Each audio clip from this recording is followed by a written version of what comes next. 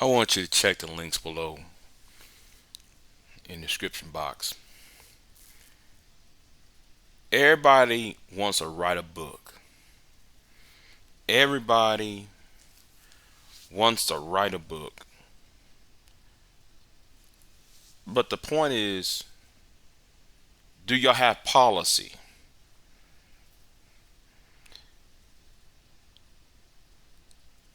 It comes it comes apparent where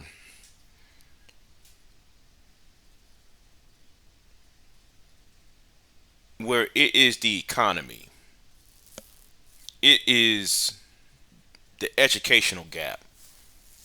Those are the two things that are hindering the development of men in the Western world, the working class man, primarily the African American male. It is not feminism. It is not weave. It is not uh, bad attitudes. It is not abortion. It is not neither of these things I put said. It is education and lack of employment. But people around here want to write books. You got people on here who've been here for more than 15 years on social media, primarily YouTube, and writing all these books, but then in each and every one of these books, there's no thing as policy. They'll tell you the problem. They'll tell you what might be, uh, you know, but they never tell you what is the remedy, the solution. Men are supposed to be problem solvers, right? These same people who write these books, each and every one of these books will tell you that men are supposed to be problem solvers. These red pill, Manosphere men, they claim to the world that men are problem solvers. Men are solution based. But each and one of these books are based upon emotion. It's based upon a feeling. It started off as a bad date. Started off as a being stood up on a prom date.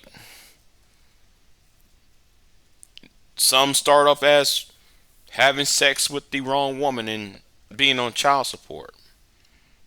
Some, well, very tragic, insidious. You got some people writing books who have committed acts of violence against women, against a 14, 13, 12-year old, 12-year-old white girl, and then blaming his entire life on black women. And then you got another one. You got a few fan base whose life began as a drug dealer, but then he's blaming black women for his inner city crime. But yet he sells narcotics. See, neither of these red pill men should be taken seriously. But the problem is Google, TikTok, any social media, uh, any social media company has profit off of the pain that they have inflicted upon others and also the pain that they have endured. See, we need to live in a world where policy matters, not conjecture. We need to live in a world where kindness and duty matters, not cowardliness and suspicion. See, we live in a world where now that we live in fear. The red pill community, the Manosphere, MGTOW, passport bros, whatever, they operate out of fear because they never learn what is power really is. They don't understand the concept. They believe that the power was taken or given to the female population, when in reality they did not use their power to be influential, to gather influence, to do what's right in this world. Their influence is based upon grifting. These books, these so-called authors who write these books, they're here to grift. And hopefully one day history going to look at this and they're going to say, why are these men waste their time trying to shame, trying to blame, and trying to explain their problems away online rather than fixing the real issue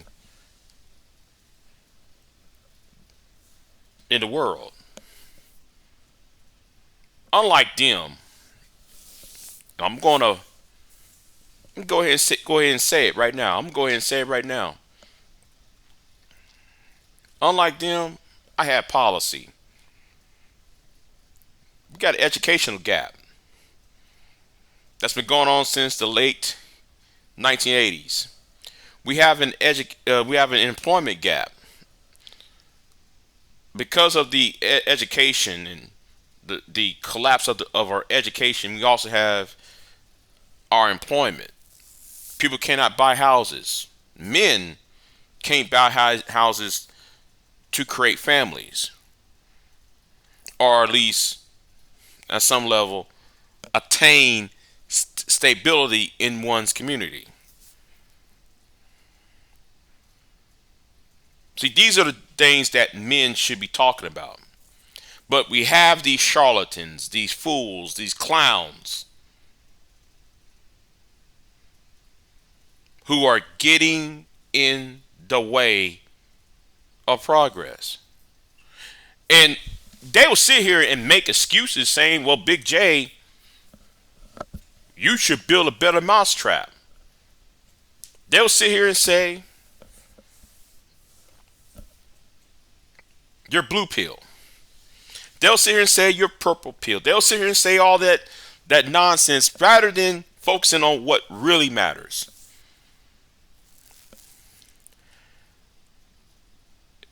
Like again, I said, history's going to judge them. Black men, especially the African American men, they expect men to read these books. But then men don't read in America.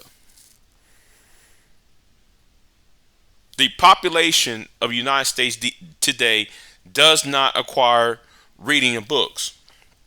They do not see themselves reading books. And on top of that, the reading efficiency of African American men are at least at second to the bottom. That's the irony of it. But what do I know, right? See, everything I can say can be backed up.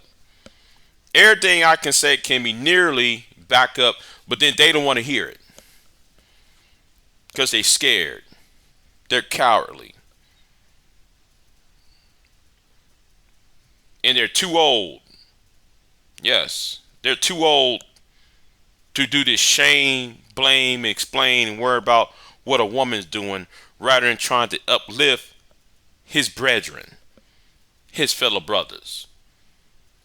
These men are losers. These men are lacking in depth, lacking in, they had no depth perception. And like I said, policy matters, not books. You can write all the books you want about the black female and how the American woman is this, but then you won't create policy to make sure the next generation get the tools and resources he needs for a stable community, for a just society, and for a better world. My name is BIGJXXX. I got a next video coming over.